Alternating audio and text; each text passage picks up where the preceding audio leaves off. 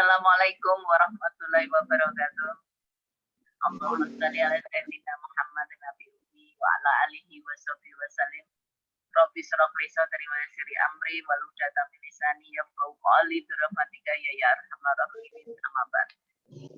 Pada yang terhormat dan yang kami muliakan Ibu Nyai Haja Dr. Randa Mimidati APPDI selaku pengasuh Pondok Pesantren Nurul Faizah dan juga para ibu-ibu yang tergabung baik dalam majelis zikir maupun KBIH Pondok Pesantren Nurul Faizah Surabaya serta para pemirsa yang insya Allah dirahmati oleh Allah Subhanahu wa Ta'ala.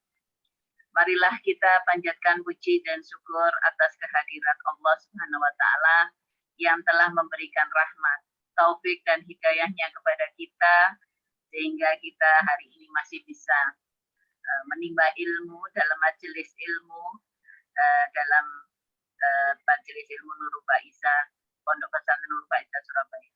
Tidak lupa salawat dan salam kita haturkan kepada junjungan kita Rasulullah Muhammad SAW yang telah membawa syariat Islam untuk seluruh umat manusia, dan alhamdulillah kita semua telah diberikan Allah hidayah sehingga kita dapat menjalankan syariat Islam, dan semoga kita dapat menjalankan hingga akhir hayat kita.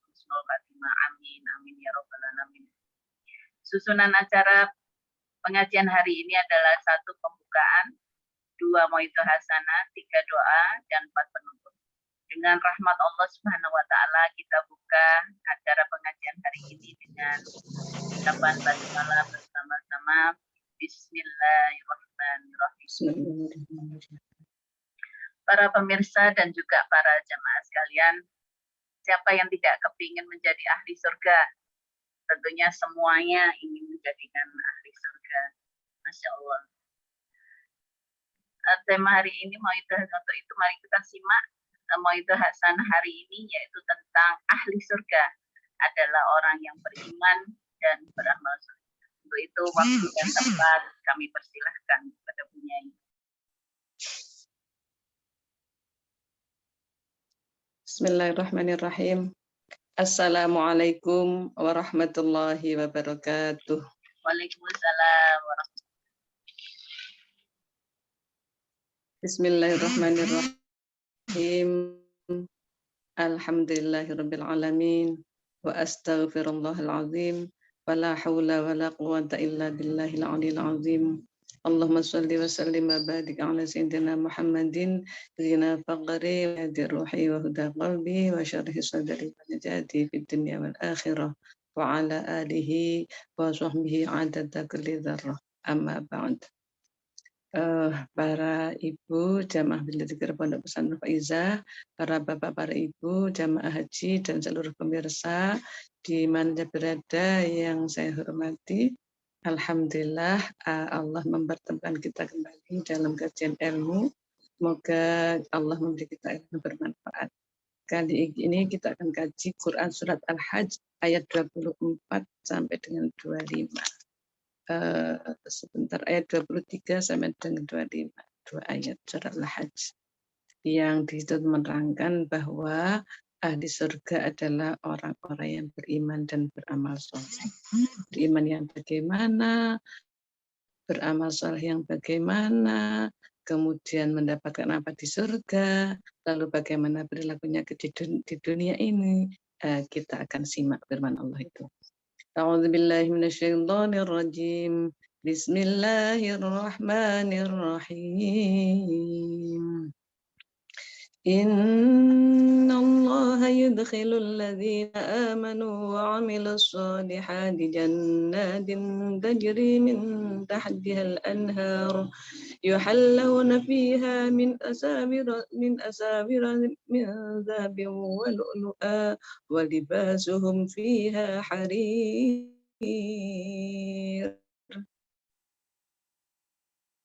Innallaha, sesungguhnya Allah, yudkhilu, Allah memasukkan alladzina, pada orang-orang yang amanu, mereka telah beriman, wa amilu, dan mereka telah mengerjakan as-solihati, kebaikan-kebaikan, jannatin, ke surga, tajri, mengalir, min tahtiha, dari bawahnya, al-anharu, sungai-sungai. Yuhallawna, mereka diberi hiasan, biha di surga itu, min asawiro dari gelang-gelang, min zahabin terbuat dari emas, walu'lu'a dan permata. Walibasuhum dan pakaian mereka, biha di surga itu, harir sutra. Masya Allah. Orang-orang yang disediakan, dipilih oleh Allah sebagai ahli surga adalah hanya orang yang beriman dan beramal soleh saja. Hanya orang yang beriman dan beramal soleh. Lalu bagaimana orang beriman, bagaimana orang yang beramal soleh, sehingga hanya dua itu saja yang masuk surga.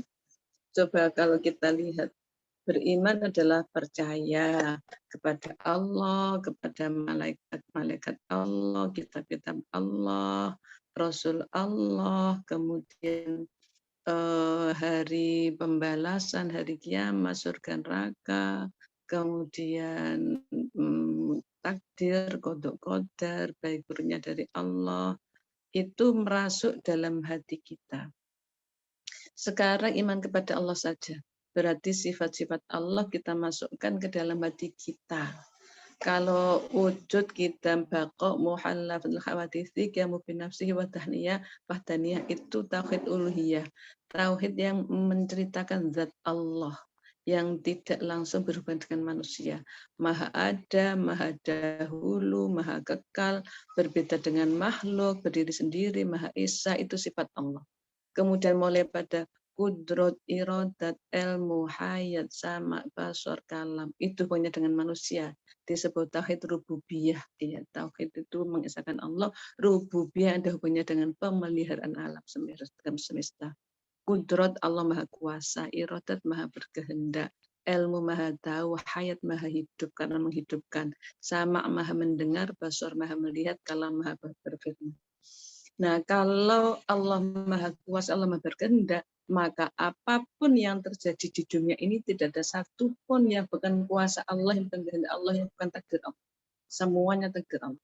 Maka orang beriman menyikapi apa saja yang terjadi pada dirinya, apa saja yang menimpanya, apa saja yang ada padanya, itu dari Allah. Itu kehendak Allah, itu ketentuan Allah, itu ketetapan Allah, itu takdir Allah.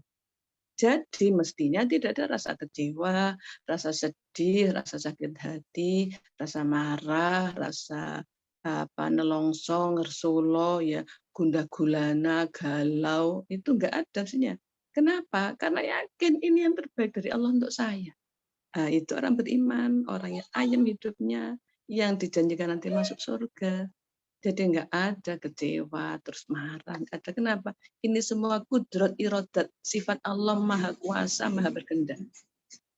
Kemudian sama basur ilmun, sama basur ilmun, sama maha mendengar, basur maha melihat, ilmun maha tahu. Dalam kehidupan kita, orang beriman mengaplayatkan, ya, mengejawantahkan sifat Allah itu bahwa aku didengar Allah, aku dilihat Allah, aku diketahui Allah. Sehingga orang beriman tidak berani melanggar, tidak berani bermaksiat, tidak berani meninggalkan perintah, tidak berani menjalankan larangan. Kenapa? Aku selalu didengar Allah, selalu dilihat Allah, dan selalu diketahui Allah. Itu kita masukkan dalam hati kita, sama basar ilmun. Kemudian hayat, Allah maha hidup, menghidupkan. Maka kalau ada orang hidup, dihidupkan Allah. Kalau ada orang mati, dimatikan Allah. Siapapun mati karena Allah mematikan. Kalau belum waktunya mati, ya tidak mati. Dihidupkan oleh Allah, tetap hidup saja. Maka kalau ada rekayasa, saya usahakan ini supaya ini mati. Kalau Allah tidak menghentikan mati, ya nggak mati. Kalau waktunya mati, ya mati. Lah orang yang berkehendak menjadikan orang biar mati, lalu mati benar itu bagaimana? Nanti urusannya dengan Allah.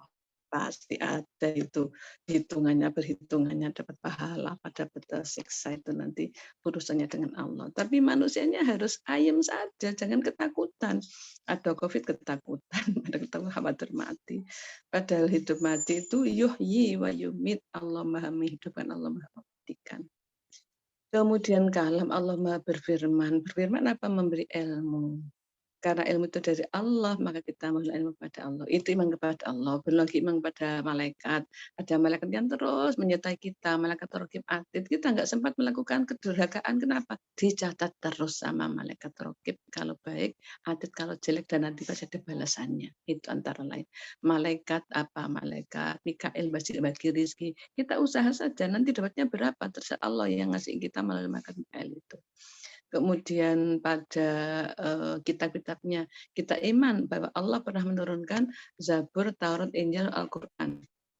Tetapi dalam Quran disebutkan wa ma arsalnaka illa rahmatal alamin. Aku tidak mengutus engkau Muhammad kecuali untuk menyayangi, mengasihi, merahmati semua manusia di alam. Intinya apa? Al-Quran untuk semua manusia di alam. Kalau enggak mau menerima dengan kebenaran Al-Quran, itu hak mereka.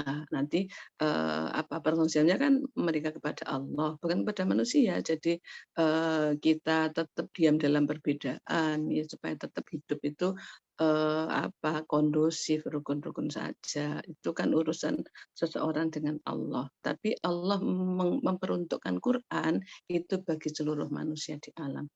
Iman kita kepada Taurat, Zabur, Injil bagaimana? Kita percaya bahwa Allah pernah menurunkan kitab Zabur pada Nabi Dawud, Taurat pada Nabi Musa, dan Injil pada Nabi Isa. Yang intinya sudah dimasukkan ke dalam Al-Quran karena rahmatal alamin. Untuk menyayangi manusia di alam dengan Quran itu. Supaya mereka dapat petunjuk dari Quran, supaya mereka masuk surga. Itu ya.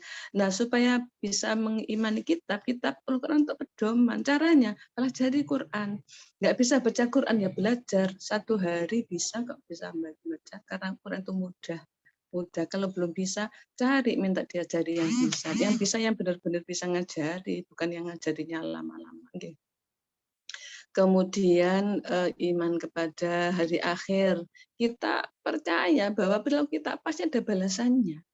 Kalau kita percaya ada balasannya, maka kita percaya apa yang kita lakukan hanya karena Allah saja, supaya kita mendapatkan balasan dari Allah. Jangan karena manusia nggak punya balasan apa-apa. Kita percaya nanti ada surga dan neraka, maka kita pede saja, kita optimis. Kalau di dunia kita sederhana, toh di dunia cuma sebentar. Nanti hidup kita selamanya, yang hakikat adalah di surga itu. Karena kita percaya nanti ada pembalasan, maka tentu kita tetap memperhatikan perilaku saya ini benar apa salah, dimarah apa dipuji oleh Allah, ini surga apa neraka, ini menjadikan kita bahagia apa celaka. Itu selalu perhatikanlah, kan ada balasannya. Jangan nurutin nafsu, pokoknya aku harus diikuti, kalau nggak ikut aku sudah nanti ada balasannya. Jangan seperti itu. Nanti kita menghadap dengan Allah itu bagaimana? Nggak bisa mempertanggungjawabkan. Karena kita supaya sekarang ini melakukan apa saja untuk persiapan di akhirat. Jangan punya jahat kepada orang, jangan punya hati bermaksud jelek kepada orang, nanti jelek pada kita sendiri di dunianya dan di akhiratnya. Kemudian untuk qadar takdir tadi hubungannya dengan kudrat iroda dan segalanya ditentukan oleh Allah, dan Allah tidak jahat, Allah itu maha baik, maha sayang. Kalau toh diberikan pada kita susah, itu untuk mengangkat derajat kita, melebur dosa kita, dan mengabulkan doa kita. Itu baru yang beriman. Maka orang yang seperti itu beriman kepada Allah, pada malaikat, kitab, kemudian Rasul itu Nabi Muhammad. Nanti sekarang kita ikuti syariatnya, nanti akan bersama-sama di surganya insya Allah. Kemudian iman pada hari kiamat, iman pada takdir, qadar itu masuk surga. Lalu iman itu tidak akan ada gunanya kalau tidak ada jawantahnya, kalau nggak ada pelayatnya, kalau nggak ada pelaksanaannya. Pelaksanaan iman itu apa? Amal soleh. Kalau dalam istilahnya Islam, iman itu dalam hati percaya. Kalau Islam itu melaksanakan dengan perbuatan ibadah. Makanya Islam itu dibangun dengan 5 sendi, syahadat, sholat, zakat, puasa, haji. Itu kan tampak semuanya. Karena memang Islam itu adalah, amal soleh itu adalah Islam, pelaksanaan dari iman itu. Amal soleh itu apa? Apa saja yang kita lakukan itu menimbulkan kebaikan untuk manusia, untuk diri seseorang, maka itu amal soleh.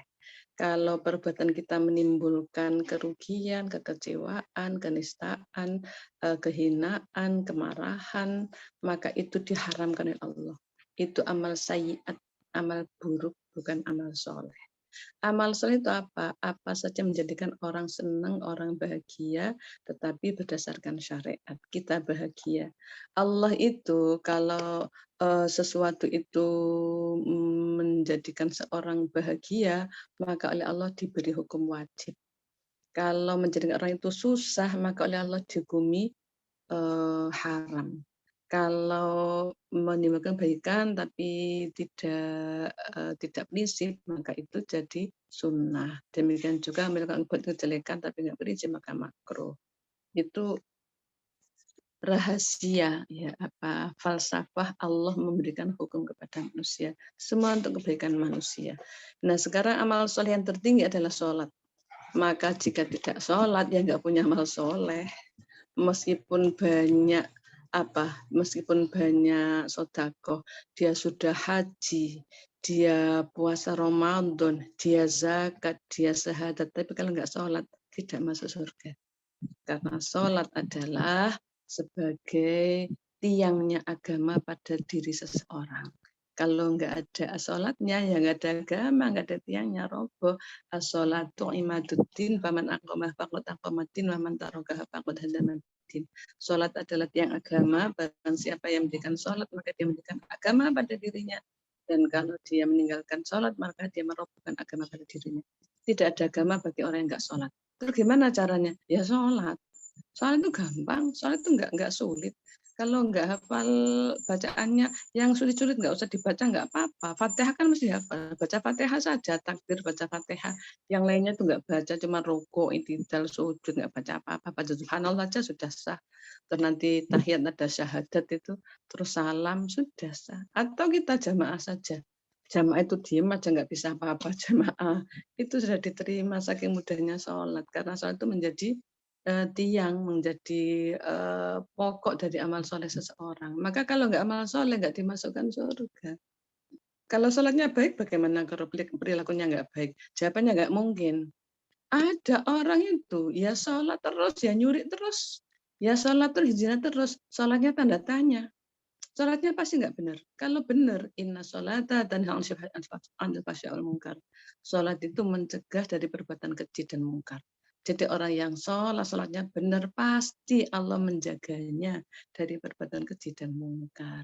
Maka sholatnya harus diilmui, dipelajari ilmunya wudhu itu gimana sampai sah. Kalau nggak sah wudhunya, ya nggak sah sholatnya.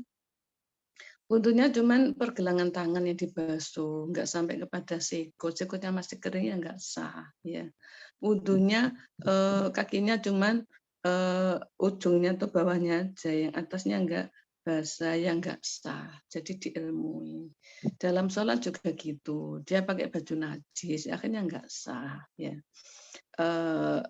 Kalau itu sudah sholat benar, amal soleh nomor satu adalah sholat. Jika sholatnya sudah bagus, pasti yang lainnya bagus. Itu otomatis. Kalau sudah sholatnya ngebut, maksudnya mengebut, itu sholatnya nggak sah. Saya percaya nggak sah. Kalau sah, ya saya yakin nggak sah. Kalau sah, pasti Allah mencegahnya. Orang sholatnya baik malu zina, nggak berani dilihat Allah, gitu, nggak berani, nggak jadi. La yasriqu sariqu hina yasriqu wa huwa mu'min. Tidak akan mencuri. Orang yang mencuri itu ketika dia mencuri kalau dia beriman. Jadi kalau orang beriman mau curi, gak jadi curi, dilihat Allah, dikata Allah nanti bila neraka aku nggak berani. Itu Masya Allah. Jadi di sholatnya menjadikan dia ingat Allah, ya. Wa aqimis sholata lidzikri. Dirikanlah sholat untuk ingat aku. Kalau kita dalam sholat ingat Allah, maka Allah membantu dalam kehidupan kita. Jika kita salah, langsung oleh Allah diperingatkan. Masya Allah. Lalu senang melakukan kebaikan, amal soleh. Amal soleh itu apapun yang menjadikan kebaikan. Ya. Tertinggi sholat. Sampai-sampai imatatul adza anit thoriq, menyingkirkan bahaya di jalan, itu juga amal soleh. Biasanya di jalan ada paku, nanti kan mengenai bannya sepeda motor bocor, diambil, dibuang di tempat sampah atau dimasukkan got. atau disimpan di mana yang nggak bahaya bagi orang. Ya, ada batu di tengah jalan. Itu ini kalau orang kesandung ini jatuh. Ini kalau orang sepeda kena ini jatuh, diambil batunya. Itu Masya Allah, sekecil itu sudah amal soleh, sudah balasan surga. Ya, tapi harus ada pondasinya tadi. Pondasinya apa? Sholat. Amal kita itu pondasinya sholat tadi. Kalau sholat, amal sholat yang lain diterima. Diterima. Dosa-dosa bagaimana? Diampuni. Kalau sholatnya benar. Ya, kalau benar, dosanya diampuni. Tapi kalau sholatnya salah, yang nggak bisa mencegah dari perbuatan keji dan mungkar. Masya Allah. Iman dan amal soleh. Jadi dalam kehidupan kita beriman kepada yang tadi saya terangkan, kemudian kita amal soleh, melakukan kebaikan-kebaikan, yang melakukan kebaikan untuk dirinya dan untuk orang-orang lain, asal itu berdasarkan syariat Allah, maka itu amal soleh. Maka dimasukkan surga. Nanti kita akan diberi perhiasan, gelang. Kalau sekarang kita nggak sempat beli gelang keroncong, nanti diberi gelang mau berapa ratus gram, mau berapa ribu gram ada gratis di surga nanti, Masya Allah. Lalu ada permata, permata itu bisa apa? Bisa intan, bisa berlian, bisa giok, bisa apa aja ya, Masya Allah. Kalau sekarang kita nggak punya, nanti di surga kita diberi permata yang nggak bisa dibeli dengan kekayaan dunia seisinya, saking mahalnya. Nanti di surga. Makanya optimis, sekarang ibadah saja, sekarang menghamba kepada Allah, dengan tetap berupaya untuk hidup bahagia di dunia dan akhirat. Dan juga bajunya, Masya Allah, pakaiannya sutra. Sutra sebenarnya, bukan sutra kaget ya. Masya Allah, lanjutnya Allah berfirman, Wahudu ila dhayyibi minal qawli wahudu ila suratil hamid. Wahudu, dan mereka ditunjukkan. Ahli surga itu, orang iman dan amal soleh itu, oleh Allah ditunjukkan. Kemana? Ila dhayyibi, pada kebaikan-kebaikan. Minal qawli, dari ucapan. Jadi orang di surga itu ucapannya saja sudah menyenangkan orang, sudah menenteramkan hati. Ucapannya itu karena apa? Karena tidak mengucapkan yang menyusahkan orang. Karena nggak mengucapkan yang kira-kira menjadikan orang terhina, orang tersinggung, orang terpuruk, orang sedih. Tapi ucapannya yang membahagiakan. Ucapan-ucapan yang kalau dengarkan, orang yang mendengarkan tentram. Misalnya orang nggak sholat, oh sama rokok itu. Bukan gitu. Monggo sholat Bu, biar Allah ngampuni dosa kita, biar masuk surga. Itu kan menyenangkan. Kalau dia belum sholat, ayo kita sholat, gampang kok. Saya kasih rokok ya. Saya jemput ya, nanti jamaah ke masjid. Iya, seneng kan? Bareng-bareng. Masya Allah, hudu ila taibinal qawli, diberi petunjuk untuk baik dalam ucapan. Ucapannya baik itu timbul dari hati yang baik. Kalau hati yang buruk itu pasti munculnya ya ucapan yang buruk. Maka sebenarnya ucapan yang baik itu dibarengi atau diawali dengan hati yang baik. Kalau ucapannya baik berarti hatinya baik. Oleh Allah diberi petunjuk hatinya baik, berarti Allah sudah memberikan hidayah hatinya baik. Maka sayyidinya seperti apa yang disampaikan Rasulullah, man kana yu'minu billahi wal yawmil akhir falyaqul khairan aw liyasmut. Barang siapa iman kepada Allah dan Rasul-Nya, maka berkatalah baik atau diam saja. Jadi kalau nggak bisa berkata baik, ya diam saja. Jangan berkata yang menyakitkan orang, jangan berkata yang menyedihkan orang, ya menyinggung orang. Liyasmut, diam itu bijaksana kalau ada orang mengatakan.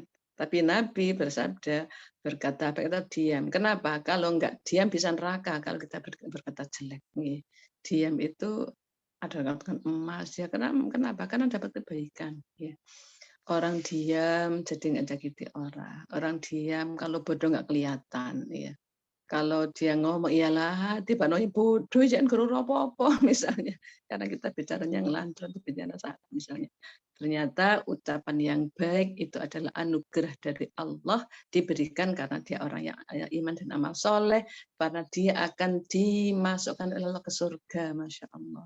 Wahudu ila siratil hamid. Dan mereka ditunjukkan oleh Allah kepada jalan yang terpuji, jalan kehidupan yang terpuji, jalan yang ditempuh yang menuju kepada surga.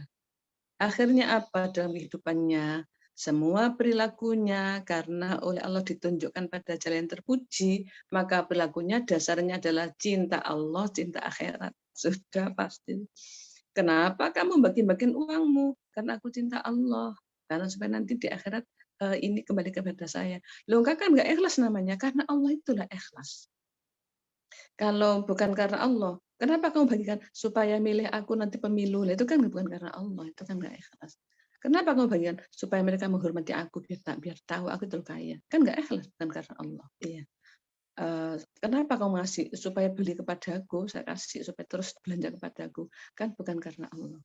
Tapi kalau kita berikan, nggak minta balasan, nggak pengen dipuji, nggak pengen diketahui manusia, nggak pengen mendapatkan apa sanjungan manusia, itu karena Allah saja. Dan bahkan dirahasiakan. Memberinya disebutkan hamba Allah misalnya. Atau langsung saja tangan kanan memberi, tangan kiri nggak tahu saking rahasianya. Ya. Itu karena Allah, Masya Allah. Ila suratul hamid, jalan yang terpuji. Kalau dia ibadah karena Allah. Malam hari bangun, jam 3 bangun sholat sampai nunggu subuh, zikir, doa. Ya. Mohon maaf kepada Allah, mohon dikabulkan hajatnya.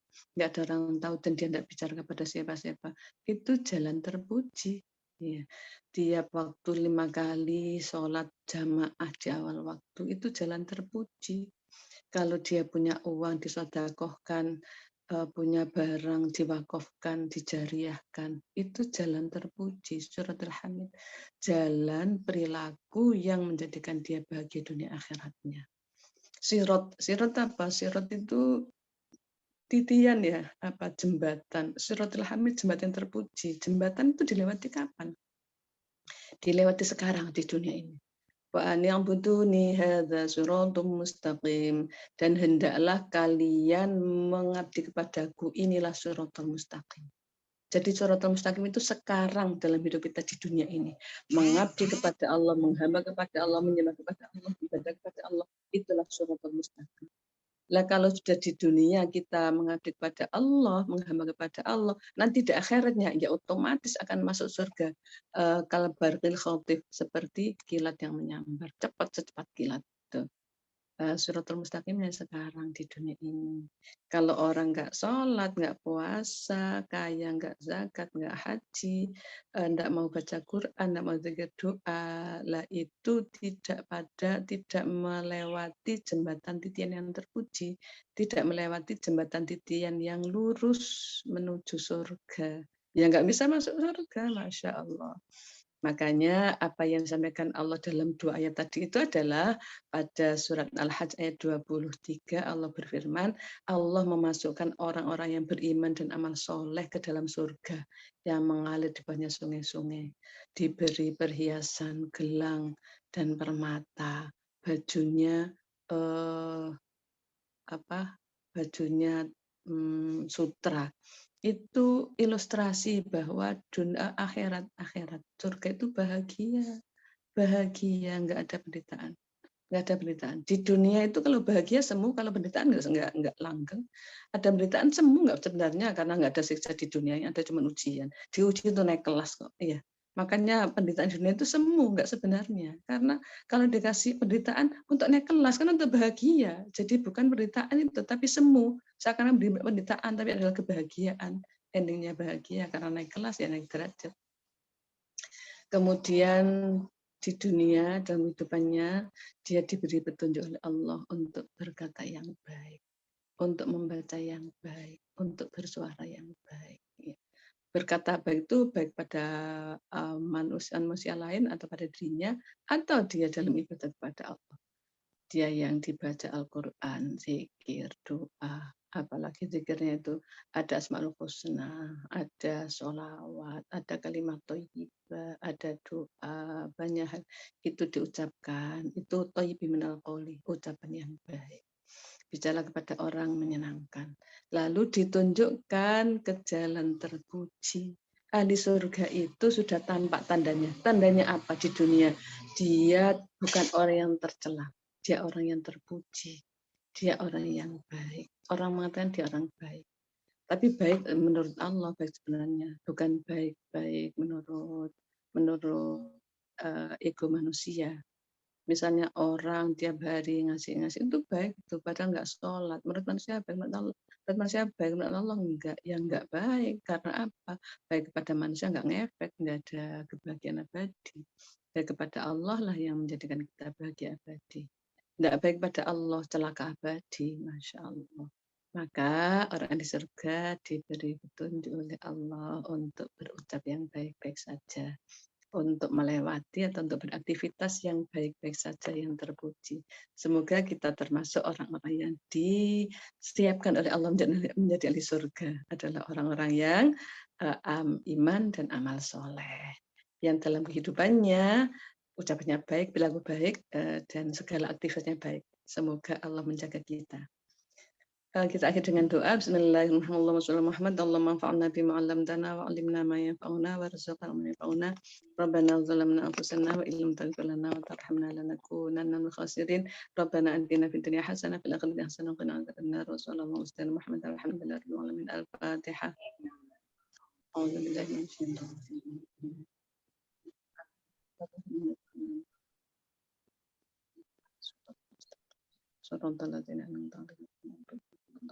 Terima kasih. Assalamualaikum warahmatullahi wabarakatuh. Waalaikumsalam warahmatullahi wabarakatuh. Alhamdulillahirabbil alamin. Masya Allah, tambahan ilmu yang luar biasa punyai. Siratal mustaqim yang selama ini di benak kita hanya di akhirat saja, ternyata kita sudah harus menyiapkan dari awal, dari sekarang, mulai sekarang kita hidup di dunia. Ini adalah yang terus terang dari saya pribadi juga menganutkannya setelah meninggal, tetapi harus disiapkan untuk saat ini, pada saat kita masih hidup. Masya Allah, Siratal mustaqim itu yang luar biasa, yang nanti secepat kilat seperti itu. Masya Allah, ilmu yang diberikan punyai bertambah banyak. Mudah-mudahan para pemirsa dan juga para jamaah sekalian juga merasakan tambahan ilmu ini, dan semoga kita bisa mengamalkannya, kemudian kita bisa menambah keimanan kita, menambah bekal kita untuk menjadikan ahli surga. Semoga semuanya, para jamaah dan juga para pemirsa semuanya adalah ahli surga. Amin, amin ya rabbal alamin. Kita akhiri acara pengajian hari ini dengan ucapan hamdalah bersama-sama. Alhamdulillahirabbil alamin. Subhanakallahumma wa bihamdika asyhadu an la ilaha illa anta astaghfiruka wa atubu ilaik. Assalamualaikum warahmatullahi wabarakatuh. Waalaikumsalam warahmatullahi wabarakatuh.